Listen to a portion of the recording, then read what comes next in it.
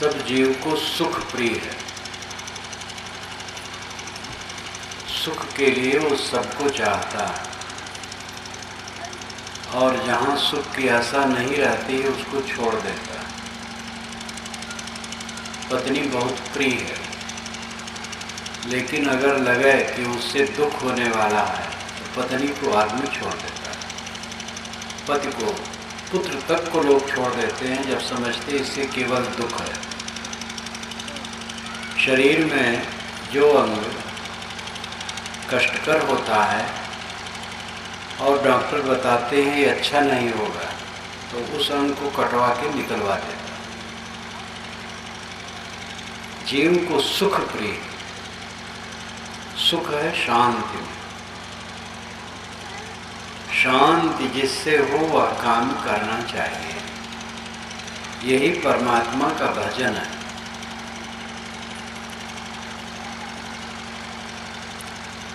आदमी सामाजिक है, परिवार में रहता है, समाज में रहता है। जिन लोगों के बीच में रहता है उनमें प्रेम, समता, सहनशीलता से रहे तो शांति। जैसे आज लोगों का स्वभाव है ऊंच नीच, वैसे पहले था वैसे आगे रहेगा। कुछ लोग ज़्यादा अहंकारी होते हैं, कुछ लोग विनयी होते हैं, कुछ लोग वक्र होते हैं, कुछ लोग सरल होते हैं, कुछ लोग बहुत कामी सकामी होते हैं, बड़ी इच्छा वाले। कुछ लोग अपनी इच्छाओं को कम रखते हैं।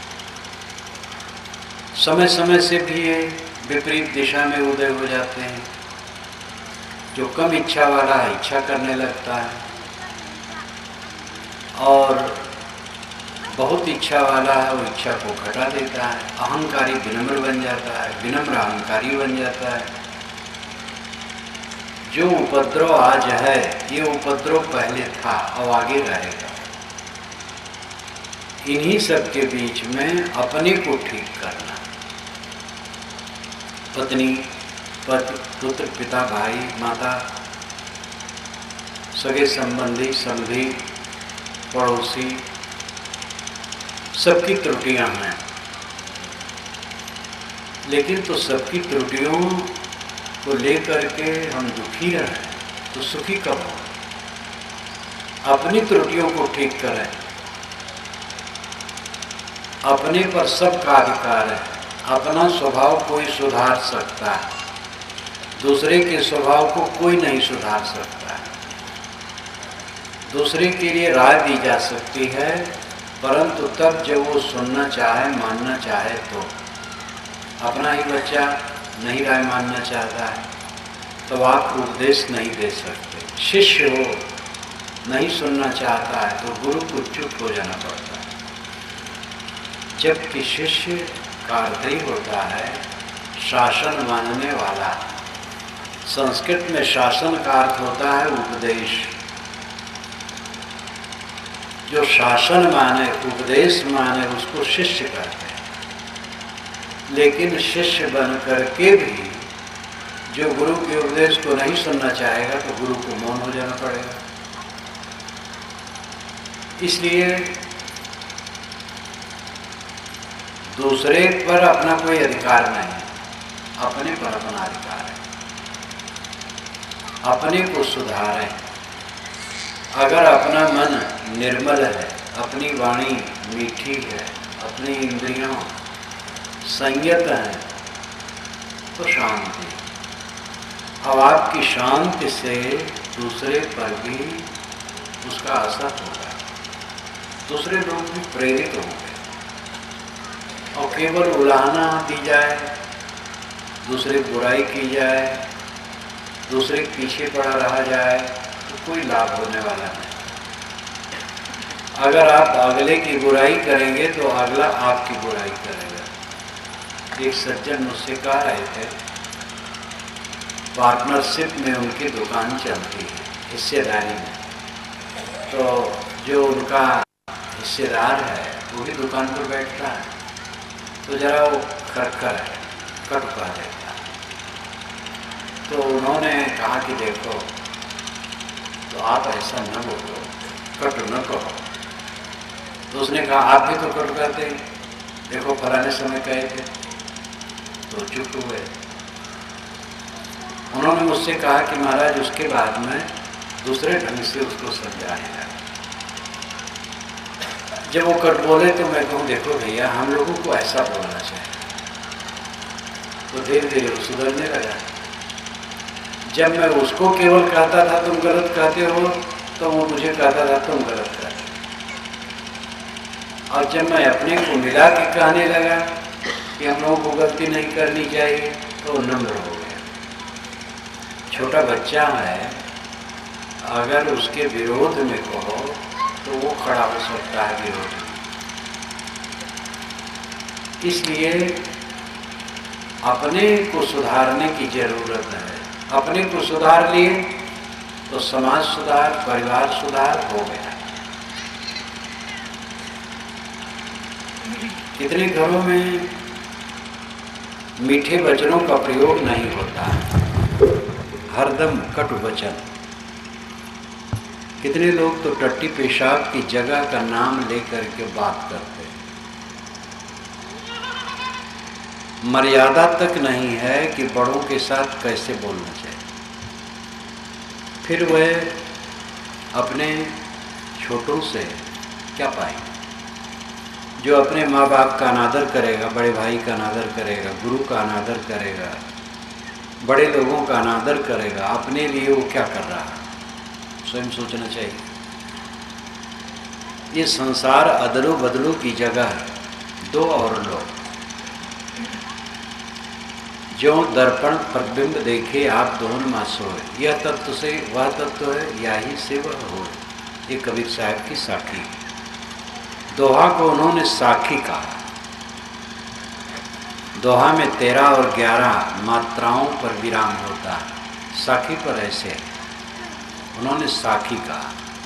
साखी का शुद्ध शब्द है साक्षी। साक्षी तटस्थ होता है, उदासीन, निष्पक्ष। कबीर वाणी निष्पक्ष है, वे सबको कहते हैं। नावादास जी महाराज वैष्णव संत हैं, उन्होंने कहा है कबीर कान्ह राखी नहीं वर्ण आश्रम खड़ दर्शनी। भक्ति रहित जो धर्म ताहि अधर्म करि गायो। योग यज्ञ व्रत दान सबन को तुच्छ दिखायो। हिंदू तुरुप प्रमाण रमैनी शब्दी साखी। पक्षपात नहीं बचन सबन के हित की भाखी। आरूढ़ दशा हुए जगत पर मुख देखी नाहि न बनी। कबीर कान्ह राखी नहीं वर्णाश्रम खड़ दर्शनी। कबीर ने वर्ण आश्रम छा दर्शनी सबको फटकारा। हिंदू तुरुप दोनों को समान कहा। मुख देखी नाही न भनी, कबीर की बात मुख देखी नहीं थी, सबको निष्पक्ष कहा। इसलिए उनके दोहे को साखी कहा गया। साक्षी है वो, दृष्टा, तटस्थ। जो दर्पण प्रतिबिंब देखे आप दोनों में सोए। दर्पण के सामने अपना प्रतिबिंब दिखाई देता है। दर्पण में साहब कहते हैं तुम खुद दोनों में हो, बिंब में और प्रतिबिंब में। अगर आपका मुख प्रसन्न है तो प्रतिबिंब प्रसन्न है। आपका मुख तामस में है तो प्रतिबिंब तामस में होगा। आप ही वहाँ हैं। हम अपनी कल्पनाओं से अपने साथियों को विचित्र रूप में देखते हैं। हमारी कल्पनाएं मनोरम हो जाएं तो साथी प्यारे लगेंगे। हमारी कल्पनाएं कटु, कटुतर हैं, कटुतम हैं, इसलिए साथी सब लगते हैं कि सब हमारे विरोधी हैं। कौन किसका विरोधी है? अपनी बेसमझी से किसी ने अन्यथा कहा हो तो उसका फल उसे मिलेगा। उसको लेकर के आतंकित होने की आवश्यकता नहीं। समझा मिले तो समझाया जाए। अपने को ठीक रखना है। अगर अपने को हम ठीक रखते हैं, पूरे संसार में सर्वत्र आनंद आनंद है। यह आपा को डारी दे दया करे सब कोई। तो प्राणियों के बीच में जो हम रहते हैं उनमें समरसता का बर्ताव, समता का बर्ताव, शील का बर्ताव किए बिना किसी को शांति नहीं मिल सकती। स्वभावों का अंतर, मनुष्य की स्थिति है स्वभावों का अंतर रहना। पति पत्नी कोई भी जोड़े हों, सारे विचारों में साम्य नहीं रहता। पिता पुत्र, गुरु शिष्य का सिद्धांत एक है, लेकिन सारे विचारों में समता नहीं होती। दो मित्र हैं, लेकिन मित्रों के विचारों में फर्क रहता है, स्वभाव में फर्क रहता है, गुण कर्मों में फर्क रहता है। रामायण पढ़ करके आप जानते हैं श्री राम और लक्ष्मण दोनों अभिन्न थे। भाई तो थे ही, मैत्री भावना अटूट थी, लेकिन स्वभाव में अंतर था। राम का वनवास हुआ,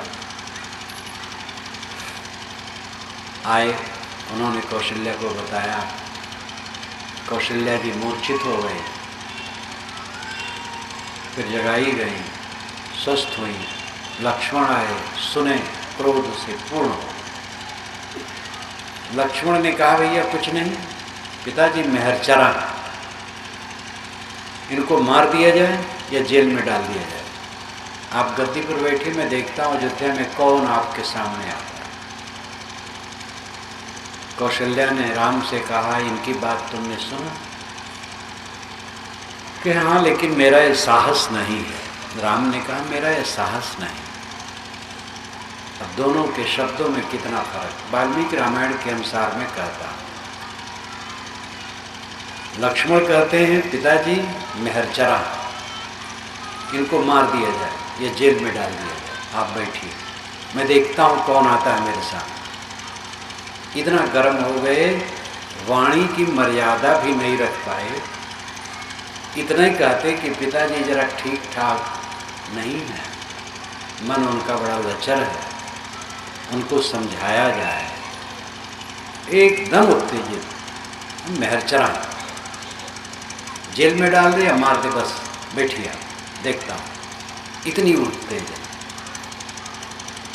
श्री राम तुरंत कहते हैं मेरी हिम्मत नहीं। एकदम नम्र कोमल भाषा, मेरा ये साहस नहीं। दोनों मित्र हैं, दोनों के स्वभाव में कितना फर्क है। चित्रकूट में राम आहार भून भून करके सीता को खिलाते हैं और कहते हैं इदम मिष्टम इदम मेध्यम, ये मीठा है, इसको खाओ, ये पवित्र है। इतने में लक्ष्मण देखते हैं कि उत्तर तरफ से धूल उड़ रही, पक्षी उड़ रहे हैं, आवाज आ रही है, हल्ला हो रहा है। लक्ष्मण ने कहा भैया सीता जी को किसी खोह में रखो, कंदरा में, धन्ना बाण संभालो, आग बुझा दो, दुश्मन यहाँ आ जाएंगे धुआं देखकर। ये भरत है, दुष्ट है भरत, गद्दी पा गया तो सोचता है कि 14 बरस के लिए क्या जीवन भर के लिए रहूं, मार दो राम को, बस सेना लेके आ रहा है आपको मारने के लिए। और चढ़ जाते एक साखू के पेड़ पर, और वहीं से देखते हैं तो ध्वजा, अयोध्या नरेश की ध्वजा दिखाई दी, तो और पक्का हो गया कि भरत आ रहा। वहीं से भरत को उल्टा पलटा कह रहा है। राम ने कहा अच्छा उतर आओ, भरत आएंगे तो मैं कह दूंगा कि भैया अयोध्या का राज लक्ष्मण को दे दो। और लक्ष्मण बेचारे लज्जित हो गए, पेड़ पर ही। उन्होंने कहा भैया पिताजी आ रहे होंगे आपको लौटाने के लिए, नीचे उतर आए। ऐसे कई घटनाएं हैं, लक्ष्मण उत्तेजित हो जाते हैं और राम सरल रहते हैं। दोनों में मैत्री भावना है। ये संसार बड़ा विकट है, प्रिय से प्रिय लोगों के स्वभाव में भी अंतर होता है। ऐसी अवस्था में थोड़ा अंतर पा करके आप उनसे सामंजस्य न बैठा पावें, मैत्री भावना न रख पावें, उनमें सद्भाव न रख पाएँ, उलझ जाएं, उत्तेजित हो जाएं, तो कहाँ रहेंगे। एक सज्जन घर में देखे बच्चे की टट्टी पड़ी है। भारतवर्ष में तो टट्टी, सड़क के किनारे टट्टी करना धर्म है। सुबह मैं घूमता हूँ, यहाँ तो छत पर घूम लेता हूँ, छत मुझे मिल गई ठीक से। बाहर निकलता हूँ, दूर तक घूमता हूँ, कई जगह बहुत विचित्र लगता है। सड़क के दोनों किनारे टट्टी। भारतवासी इतने पवित्र हैं कि उनको टट्टी करने की अकल आज तक आई नहीं। धार्मिक तो बड़े। अभी मैं वहाँ से निकला तो दरवाजे पर ही एक बच्चा टट्टी कर रहा था। दरवाजे के दक्षिण पाटी पर टट्टी कर रहा था। माता पिता संस्कार ही दिए हैं, सड़क के किनारे टट्टी हो दो। इतनी दुर्गति है, नरक है।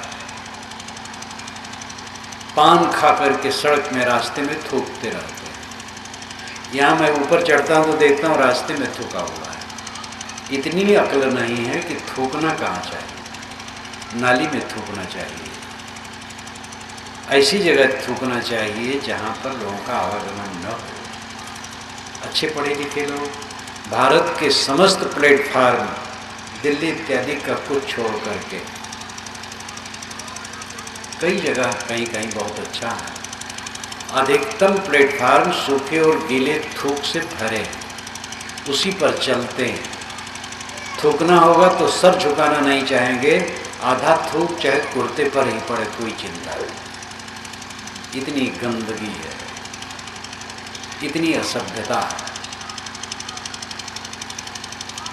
संस्कारों को पवित्र किए बिना ये सब अकल नहीं आ सकती। इसकी सीख देनी चाहिए। खुले में कोई टट्टी न करे। गांव वाले खुले में टट्टी करें तो खेत में ऐसी जगह जाएं। टट्टी करने का खेत में तो विधान ये होता है कि खेत में टट्टी करें और उसको मिट्टी से ढक दें, तो खाद बन जाएगी। सड़क पर न करें, रास्ते में न करें। शौचालय का विधान बनाएं, घर घर में शौचालय बनाएं। तो सभ्यता, संस्कार, ये सब सीखने से, सिखाने से, बच्चों को समझाने से, रास्ता दिखाने से वो समझेंगे। मैं कह रहा था कि जिस परिवार में हम रह रहे हैं वहाँ समता, शील, संयम, मधुर भाषण, दूसरे को सह लेना, अपना किसी को न सहाना। किसी से कटुवचन निकल गया, सह लो, स्वयं कटुवचन न हो, ये आपकी बड़ाई हो। अहंकार हमारा है, किसी ने आधी जबान कटुवचन कहा है तो हम पूरा करें। किसी ने एक गाली दी है तो हम 10 गाली दें। अरे अपना ओछापन है। सबके अंदर में जहर और अमृत है। अमृत तो दबा रहता है, जहर जहर रहता है। जब देखो सबके अंदर से जहर निकलता, कटवचन, गुस्सा, अहंकार, कुटिलता, अमर्ष, सबके अंदर से जहर निकलता है। हम अपने जहर को मारें और दूसरे के जहर को सहें, यही साधना है। एक बात अगर हम ले लें, जीवन बदल जाएगा। हमारे अंदर में भी जहर है, दूसरे के अंदर में भी जहर है। सबका जहर उबलता है, भावना से, वाणी से, क्रियाओं से जहर उबलता है। दूसरे के उबले हुए जहर को सह लें और अपने जहर को मारें, यही साधना। एक साधना अपना लें। सदगुरु कबीर ने कहा है, ये भी एक साखी है, एक साधे सब साधिया, सब साधे एक जाए, जैसे सींचे मूल को फूले फले आधार। एक मन को साध लेने से सब सध जाता है। एक मन को वश में कर लिया, सारा संसार वश में है। और सबको बस में करने चले तो सब बस में तो होगा नहीं। यहाँ जितने बूढ़े बैठे हैं अपनी जवानी को बस में कर पाए? अब बूढ़ा गए। ये जितने बूढ़े हैं सब दूल्हा बने थे एक एक दिन। अब किसी बूढ़ा से कोई पूछे कि बाबा जब आप दूल्हा बने थे आज कैसे लगा, तो नाखुश हो जाए। तो सब वो समझेगा मैं चिढ़ा रहे।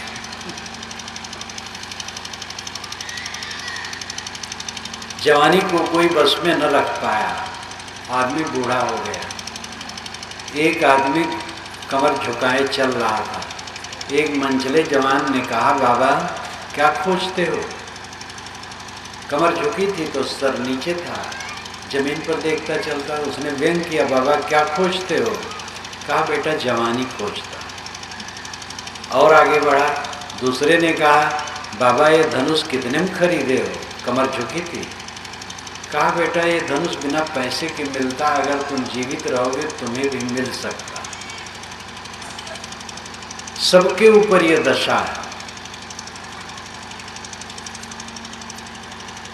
दुनिया की किसी चीज पर अपनी स्वावस्था नहीं। जीवन भर हम उन वस्तुओं के मालिक बने रहते हैं जो हमारी बिल्कुल ही नहीं।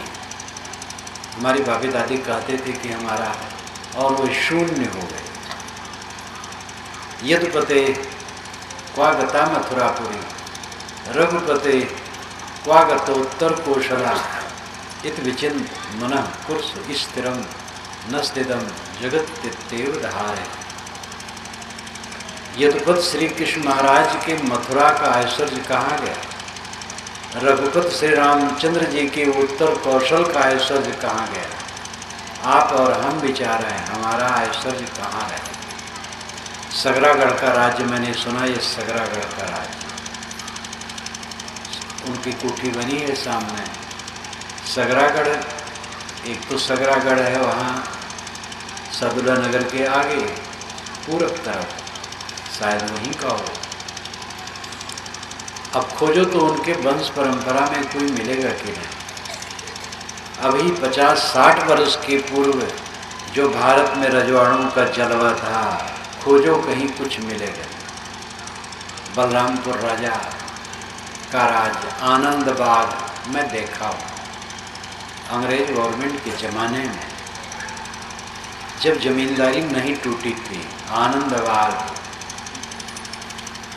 छोटा सा था, लेकिन अब हम देहातियों के लिए तो वही बहुत विशाल पार्क और चिड़ियाघर था, जू था। साधु मार्ग में आने के बहुत दिन के बाद जब मैं ट्रेन से उतरा तो रिक्शे पर बैठा और चला, तो उस दिशा में गया तो रिक्शे वाले से कहा भैया आनंद बाग यहीं रहा, वो कहाँ है? कहे बाबा वो तो कहीं नहीं। जब आगे बढ़ा तो देखा, वो बताया कि ये जो 1-2 पेड़ खड़े हैं पतले पतले और खेत जोता है, यही आनंद बाग रहा। वो थोड़ा बुजुर्ग था, जानता था। अब तो पता नहीं मकान बन गया हो। आनंद बाग और राजा का सब जलवा खत्म। किसका क्या रहता? हम मालिक बने हैं, झूठा मालिक। आत्मा का मालिक बने। आपकी अंतर ज्योत परम धन है। साहब ने अंतर ज्योति आत्मा को कहा।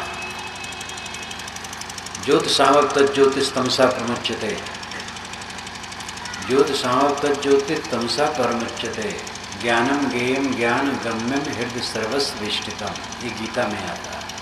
जो ज्योतियों का ज्योति है उस सबके हृदय में बैठा है, वही जानने योग्य आत्मा। वो परम धन है, वो कभी छूटने वाला नहीं है। उसी को कबीर साहब ने रामधन कहा। अंतर ज्योति को, परमात्मा को, ब्रह्म को साहब ने राम कहा।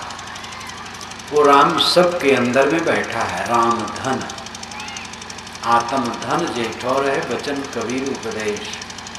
कोई आत्मा धन को जान जाए और आत्मा धन में डूब जाए, फिर क्या पूछना? क्लेश नाम की कोई चीज नहीं।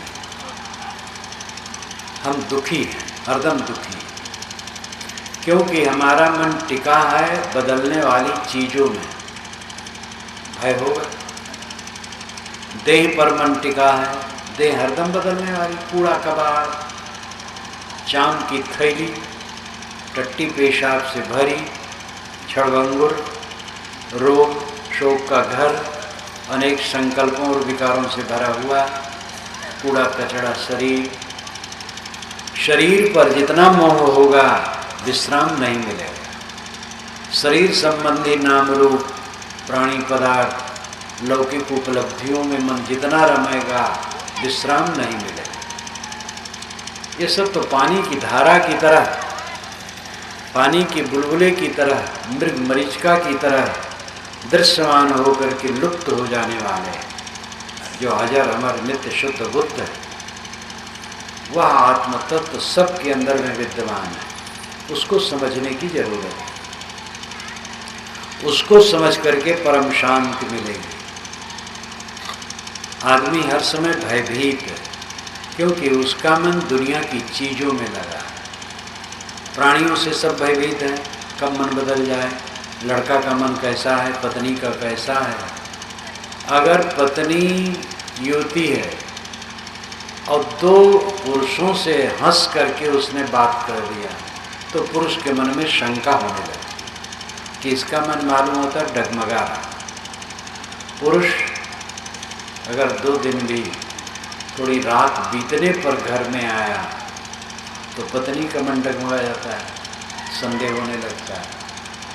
भाई पर संदेह होता है कि ये पैसा चुरा तो नहीं रहा है। हर जगह संदेह का घुन लगा। घटनाएं भी घटती हैं, लेकिन निरर्थक संदेह मनुष्य ज़्यादा करता है। संदेह करते करते व्यवहार को खराब कर लेता है। अगले आदमी पर संदेह करके हम कट व्यवहार करते हैं और खराब हो जाता है। एक बात लो, जब पाकिस्तान और हिंदुस्तान के खिलाड़ियों में खेल होता है तो पाकिस्तान जब जीत जाता है तो हिंदुस्तान के मुसलमान बतासा बांटते हैं। ये प्रायः हवा उड़ाया जाता है। और ऐसा कहने से कह करके अपने घर में आग लगाना है, ऐसा नहीं होता है। अगर कोई ऐसा करता है वो मूर्ख है। भारत के अधिकतम मुसलमान ऐसा नहीं करते। भारत के मुसलमान युवकों ने पाकिस्तान की लड़ाई में अपनी जान दी, पाकिस्तान पर विजय करने के लिए। एक नवयुवक मुस्लिम ने तो टैंक तोड़ा है, 65 में जो युद्ध हुआ था, अपनी जान दे दी थी उसने।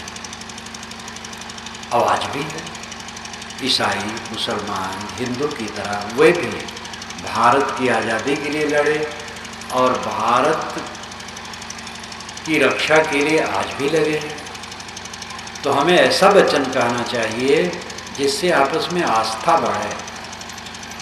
और कोई कमसल आदमी की बात प्रमाण मान करके उछाला जाएगा तो सज्जनों को कष्ट होगा। इन बातों पर ध्यान। अब आपका लड़का है, जवानी है, कोई बात नहीं माना, अब आप बस झंडा निकाल दिए लोगों से कहना, लड़का तो मनमानी है, बात नहीं मानता। जितना आप कहेंगे कि लड़का मनमानी है उतना बिगड़ेगा। कोई पूछे तो आपको कहना चाहिए लड़का बात मानता है, सेवा करता है, तब उसमें श्रद्धा बढ़ेगी। जब आप कहेंगे नहीं मानता है तो और टूटेगा। ये माताएं अपने बहुओं पर टूटती रहती हैं। बहू अच्छा भोजन नहीं बनाती है, और जब बारंबार कहोगी बहू अच्छा भोजन नहीं बनाती है तो उसका मन कचा जाएगा और उबाल करके रख देगी। लड़कों और बच्चों के प्रति तिरस्कार भाव करोगे तो उनका मन खट्टा होगा। साथियों के प्रति अनास्था की बात करोगे तो उनका मन दुखी होगा और बिगड़ेगा। सज्जन का काम है दूसरे के दोषों को ढांक कर सद्गुणों का प्रकाश करना। ऐसी बात कहना जिससे आपस में बंधुत्व, मैत्री, समता, सद्भावना बढ़े, दोष घटे। दोष तो सब में है। पूरा निर्दोष जो हो जाता है उसी को जीवन मुक्त कहते हैं। तो वो करते करते कभी आता है। लेकिन जीवन मुक्तों को भी महादोषी मानने वाले संसार में हुए हैं, ज्ञानी कहलाने वाले हुए हैं। राम और सीता को अयोध्या वाले नहीं समझ सके। आज तो अयोध्या में चारों तरफ सीताराम जपते हैं, लेकिन जब वे जीवित थे सीता और राम को नहीं समझ सकते अयोध्या वाले। इसलिए अयोध्या वालों ने ताना मारा था कि जो सीता इतने दिनों रावण के घर में रही उसको राम ने फिर पत्नी बना लिया, तो हम लोगों की क्या दशा हो? हमारी स्त्रियां कहीं रहें, फिर उनको पत्नी मानना पड़ेगा। धोबी ने ताना मारा था, वाल्मीकि रामायण में कहीं नहीं लिखा है। जो मैं कह रहा हूं यही लिखा है। जन जन की आवाज हो गई थी। उसमें कहानी ऐसी है कि राम शाम को खा पी करके बैठे, तो उनके मित्र बैठे। उनके मित्र वैसे थे जो तनख्वाह पाते थे, लेकिन मित्र का दर्जा होता था। और शाम को उनके मन को बहलाने के लिए किस्सा कहानी कहते थे, क्योंकि राजा दिन भर राजकाज से थका रहता, मन उबा रहता, दुखी भी रहता। तो ऐसे मित्र होते थे तनख्वाहशुदा जो राजा के मन को प्रसन्न करते थे। ऐसे मित्रों से उन्होंने कहा, मेरे लिए, मेरी पत्नी के लिए, मेरी माताओं के लिए, मेरे शासन के लिए राज्य में कैसी चर्चा? तो मित्रों ने कहा सब चर्चा अच्छी, एक चर्चा खराब है। सीता को राम ने फिर पत्नी बना लिया। और ऐसा भद्दा लिखा है कि आपके सामने मैं नहीं कह पाऊंगा। एक आदमी के सामने भी कह पाना मुश्किल, ऐसा भद्दा लिखा है जो नगरवासियों के मुंह से निकला है। तो उसने कह दिया राम से, राम उदास हो गए तुरंत, जैसे सांप छू जाए, तुरंत सबको विदा कर दिया। लक्ष्मण, शत्रुघ्न, भरत को बुलाए कि देखो मैं कुछ कहने जा रहा हूँ, तुम लोग उज्र नहीं कर सकते। सीता कहती थी कि मुझे ऋषियों के आश्रम में एक रात रहने और घूमने का मन है, और उन लोगों को कुछ देने का मन है। तो लक्ष्मण कह दो कि आश्रमों में घुमाने जा रहा, और जब वहाँ ले जाओ गंगा पार वाल्मीकि आश्रम के वन में, तब छोड़ दो। कह दो कि राम ने लोकापवाद के डर से तुम्हें सदा के लिए छोड़ दिया, त्याग दिया। इस पर कोई भाई कुछ बोलता नहीं। ये भी बड़ा अजीब लगता है। मैंने रामायण रहस्य में सब लिखा है। तो सीता जी निकाल दी जाती है बड़ी निर्दयता पूर्वक। राम को, सीता को अयोध्यावासी नहीं समझ सके उनके जीवन काल में। उनके जीवन के न रहने पर अब उनकी मूर्तियां मंदिर मंदिर में हैं और सीताराम सीताराम जपा जा रहा। संसार ऐसे है, महापुरुष रहते तो उनको लोग दुत्कारते हैं, मर जाने के बाद तब गुणानुवाद शुरू होता है। अगर सीताराम का महत्व अयोध्यावासी नहीं जान पाए, आपका महत्व कोना वाले न जान पाओ, क्यों आप दुखी? सीताराम तो बड़े हैं आपसे। ये संसार है, समझौता करके संसार में रहने से सुख शांति होगी। लोग समझते हैं पैसा बढ़ जाए तो सुख बढ़ जाएगा। पैसा की अपनी क्षमता है, पैसे की जरूरत है, पैसे से जीवन गुजर में सुविधा होती है लेन देन के लिए, लेकिन उसकी सीमा है। आगे वो क्या करेगा? पैसा होगा, मकान बना लेंगे, गाड़ी खरीद लेंगे, अच्छे कपड़े और भोजन इत्यादि का प्रबंध कर लेंगे। राग द्वेष उससे मिट जाएगा, मन का कलह मिट जाएगा, अहंकार मिट जाएगा, बल्कि अहंकार और बढ़ेगा। दुनिया की वस्तुओं से अहंकार बढ़ता है। साधु का वेश विनम्रता का चिन्ह है, मरने का चिन्ह है। आप तो और क्षेत्रवासी हैं, यहाँ जब कोई मरता है तो कफन किया जाता है, शव वस्त्र आड़बंद पहनाया जाता है नीचे कमर में। एक कपड़ा फाड़ करके कमरे में बांध दिया गया, दूसरा कपड़ा उसमें खोस करके पीछे लगा दिया गया, आड़बंद। यही आड़बंद हम लोग पहनते हैं, और ऊपर सफ़ेद कपड़ा। कफन, सौवस्त्र, ये मृतक का चिन्ह है। लेकिन साधु वेश धर करके अहंकार बढ़ता है कि हम बड़े, तो साधु वेश का उपयोग कहाँ होगा? दुनिया की चीजों के मिलने पर सावधान न रहे तो अहंकार बढ़ेगा। धन की अपनी सीमा, धन का उपयोग है, धन कमाओ, रक्षा करो, उपयोग करो, दूसरे की सेवा में लगाओ। धन के ऊपर मन है, मन को ठीक रखो। अध्यात्म में मन का महत्व है और व्यवहार में जन का महत्व है। ध्यान दीजिएगा, व्यवहार में जन का महत्व है। जन नाम प्राणी।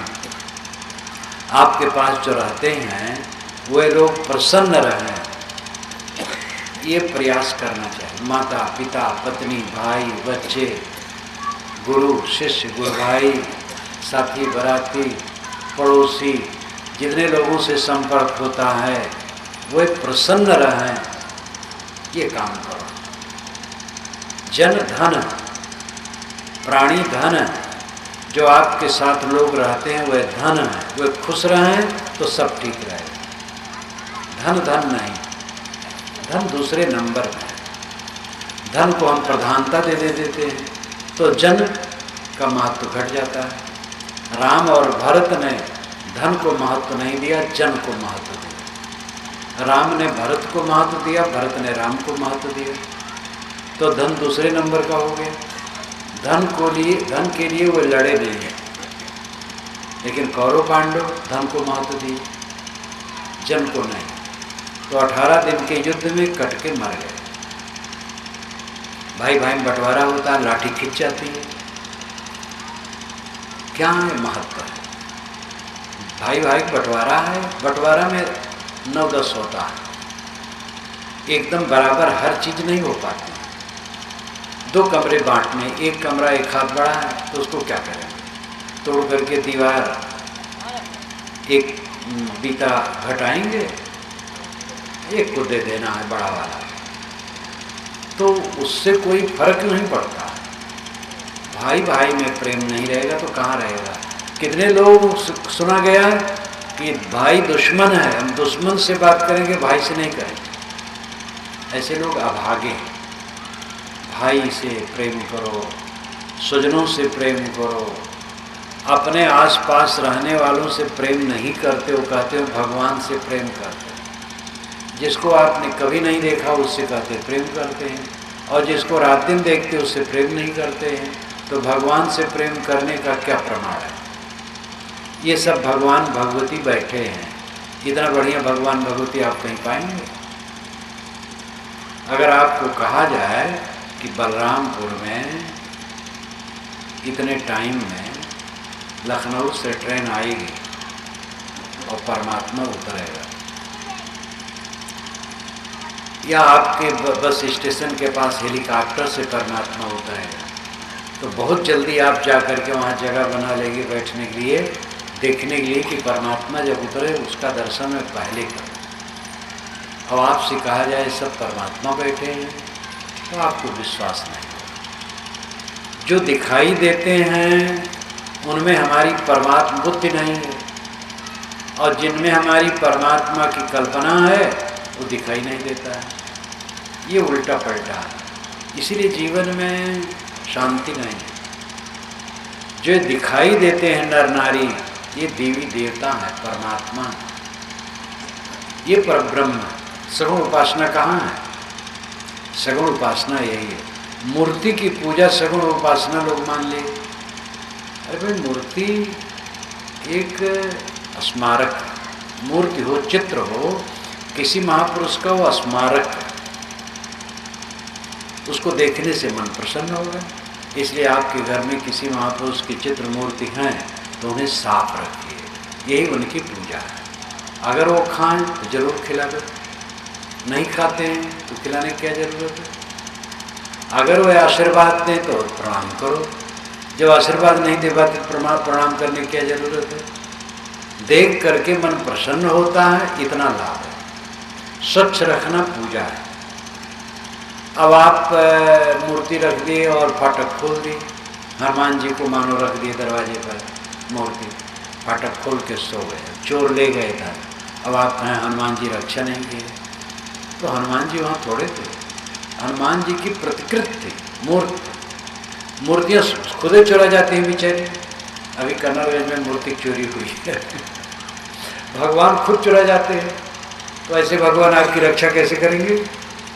आपके इर्द गिर्द जो ये भगवान है, ये असली भगवान है, इनमें भगवत बुद्धि होनी चाहिए।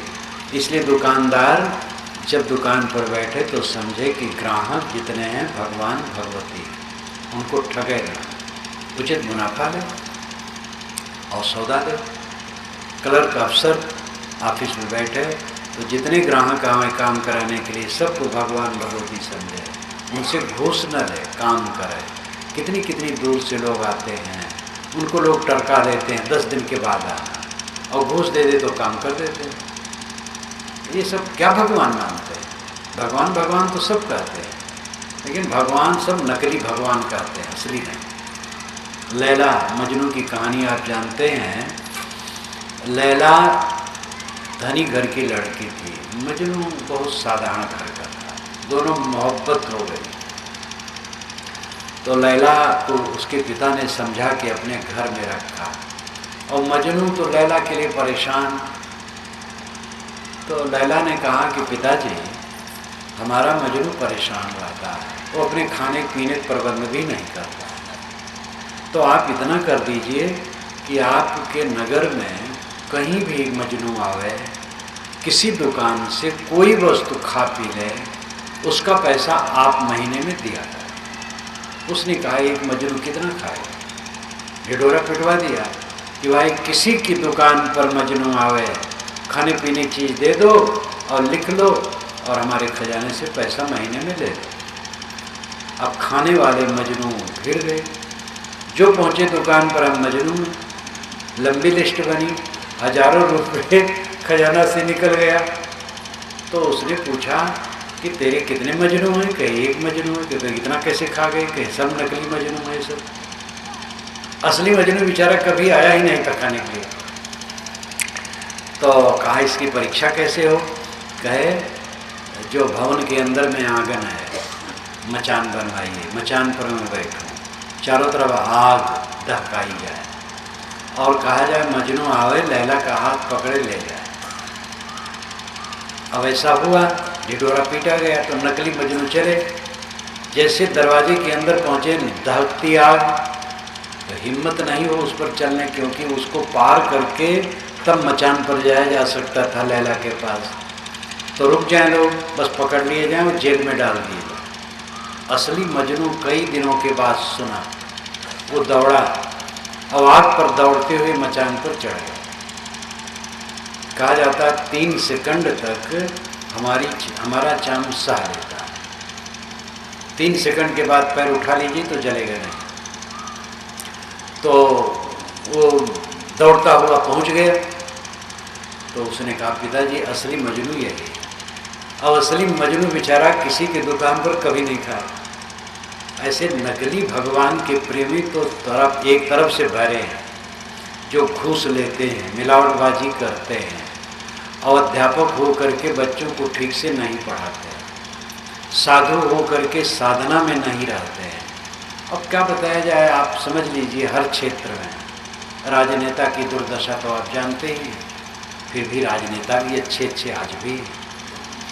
तो भगवान की भक्ति का अर्थ है प्राणियों के प्रति हमदर्दी।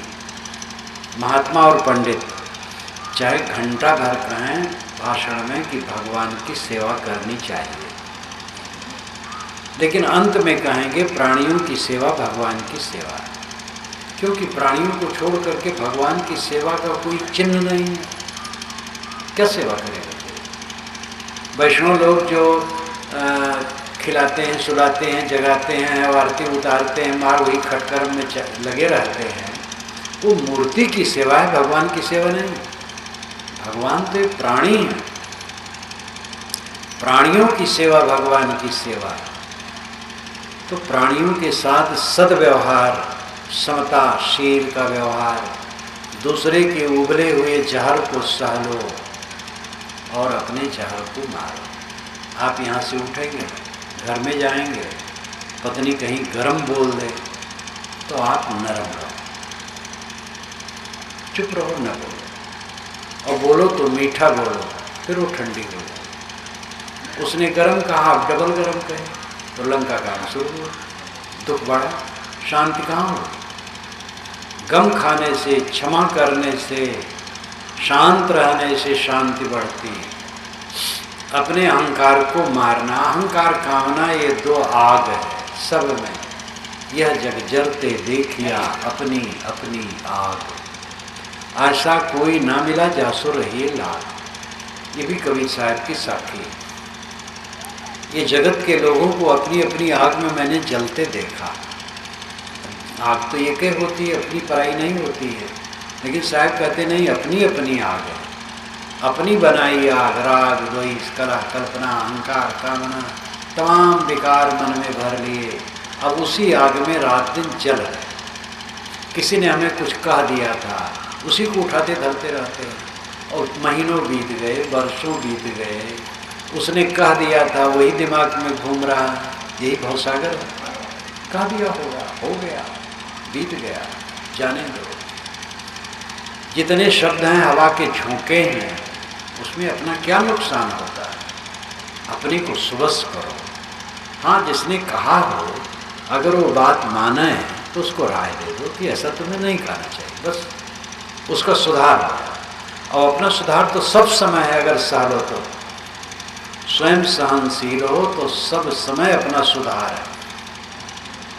मैंने आपसे कहा था कि शांति के बिना सुख नहीं, और सुख जीव को प्रिय।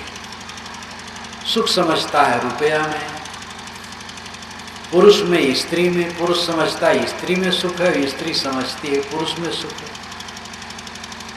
पुरुष के शरीर में सुख होता तो अपने शरीर के सुख को लेकर सुखी रहता, तो स्त्री के शरीर में वो क्यों आकर्षित होता? और स्त्री के शरीर में सुख है तो स्त्री अपने शरीर के सुख को लेकर सुखी रहती, पुरुष के शरीर में क्यों आकर्षित है? दोनों को भ्रम है, न उसके शरीर में सुख है न उसके शरीर में सुख है। एक मृग तृष्णा, सुख है शांति। शांति है अपने को समेटने में। कम खाओ, गम खाओ, क्षमा करो, कम बोलो, कम लोगों से संबंध रखो, बिला वजह संबंध न बढ़ाओ। बिला वजह संबंध बढ़ा करके, बिला वजह बात करके, बकवास करके दिमाग खराब करते। दुनिया सेती दोस्ती पड़त भजन में भंग, एकाएकी रामते की संतन के संग। ये भी साहब की साखी है। दुनिया से जितनी दोस्ती बढ़ाओगे भजन में भंग पाओगे। इसलिए एकाएकी राम में रमो या संतों की संगत करो। संत मतलब सज्जन, गृहस्थ हो, विरक्त हो, कोई भी हो जो सज्जन है, जो राम की चर्चा करें, परमार्थ की चर्चा करें, ज्ञान की चर्चा करें, ऐसे लोगों की संगत करो। खुराफातियों की संगत करके दिमाग खराब न करो। दुनिया सेती दोस्ती होत भजन में भंग, एकाएकी रामते की संतन के संग। शांति महासुख, और ये बिना पैसे के मिलता है, और पैसे से नहीं मिलता है, विद्या से भी नहीं मिलता है, ज्ञान बहुत हो जाए इससे भी नहीं मिलता। ज्ञान का उपयोग होगा तब मिलेगा। शांति सबसे बड़ा सुख है, और ये सुख मिलता है अपने मनेंद्रियों को स्ववश करने पर, स्वयं को जीतने पर। अपने को स्ववश कर लो, अपने को वश में कर लो। भागते हुए घोड़े की बागडोर को संभाल लो। वो रथवान खाली लगाम पकड़ करके रथ हाँकता हो, वो क्या रथवान? देखो ये बुद्ध का क्षेत्र है, श्रावस्ती है। बुद्ध का वचन है, मनो पुप्पगमा धम्मा मनो सेठा मनोमया मनसा चेपुदुट्ठेना भासति वा करोति वा ततो नम दुख मन वे चक्कम वा बहतो पदम। मन पूर्वगामी है, सब काम में आगे आगे रहता है, श्रेष्ठ है, सारा कर्म मनोमय है। मन से पूरी भावना रख करके जब बोला जाता है और काम किया जाता है तो उसके पीछे दुख वैसे लगा रहता है जैसे गाड़ी के पीछे, गाड़ी में जुड़े हुए जानवरों के पैरों के पीछे उसके चक्के लगे रहते। लेकिन मनसाच्य प्रसन्नेना भासति वा करोति वा ततोऽनं सुखमनवेत् छाया वा न पाएगी। जो मन से प्रसन्न हो करके मीठा वचन बोलता है और अच्छे कर्म करता है, उसके पीछे शाश्वत सुख वैसे लगा रहता है जैसे आदमी के पीछे छाया लगी रहती है। केवल अपने मन को ठीक कर लो, जो यह मन को बस करे शिष्य हो सब देश। केवल अपना मन बस में है, सदैव आनंद कंद महासुख, और बहुत धन दौलत पद प्रतिष्ठा विद्या अधिकार है। अपना मन बस में नहीं है तो लिबलिबाता रहेगा, बिलबिलाता रहेगा, दुखी रहेगा। भाव सागर कहाँ? मन का विकार। इच्छा कर भाव सागर जामे गोहित राम आधार। कहीं कबीर हरि शरण गौ गोखुर बच विस्तार। इच्छा कर भाव सागर, साहब कहते तुमने बुरी इच्छा करके भवसागर मन में बना लिया। मन का विकार भवसागर है। जामे बोहित राम आधार, इसमें बोहित जहाज है, राम का आधार पकड़ना, आत्मा राम को समझना, आत्मा राम में स्थित होना।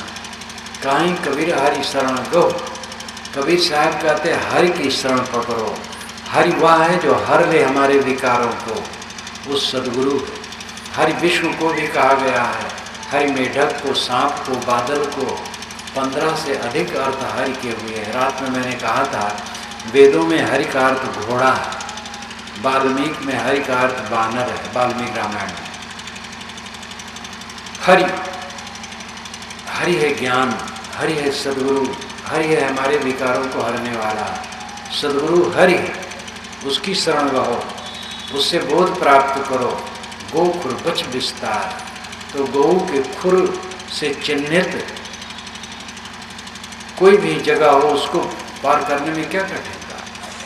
इसी प्रकार जो सदगुरु की शरण लेता है और अपने मन के भवसागर को सुखा देता है, परमानंद है। तो मैंने आपसे कहा था कि सब जीव सुख के प्रेमी, और सुख शांति में है, असली सुख।